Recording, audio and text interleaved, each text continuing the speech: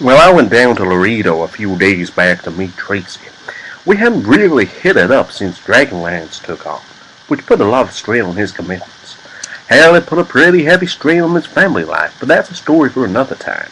It's tough for me going down to Laredo now that I'm older. We had a few epic games there back in the day. Things were easy back then, the grognards will say.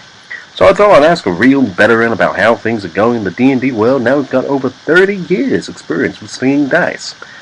I met up with Tracy, and we went down and we had a few beers at the Stockade, which is where I used to game back in the day with some Chicano boys on my way to Mexico. This was about the time I was based in Amarillo, and would get down Mexico way every other weekend to stock up and blow up some steam.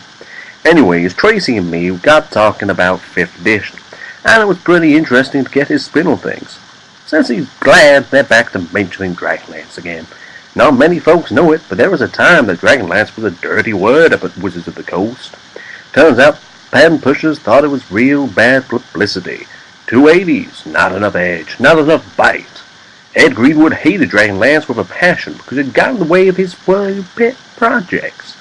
Feeling was mutual too. Forgotten Realms was what you got when you took a Reader's Digest of the Lords of the Rings, crossed it with your 9th grade World History Social Studies textbook. Anyways, we had a few beers and shot the breeze. It was pretty good too. Nice, cool, full day in Laredo. Thinking of all the old times kicking me. Thinking of the old times was giving me a chubby, which at my age is a saving grace, I'll tell you what.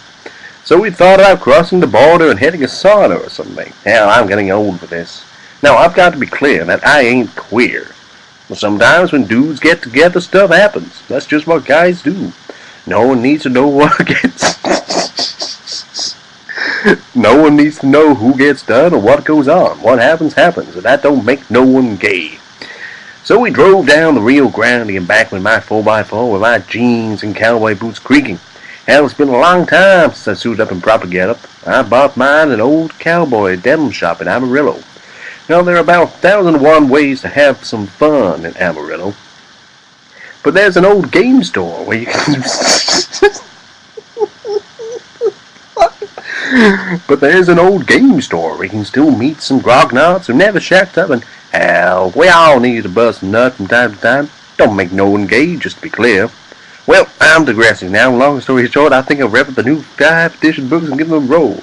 Looking forward to spending some time with my buddies, slinging dice, drinking beer like in the old days in my basement. There's a bedroom upstairs. You do your business there and you come back down. 10 minutes apart. Vegas rules, man. What goes on upstairs stays upstairs. Rubber's in the top drawer on the...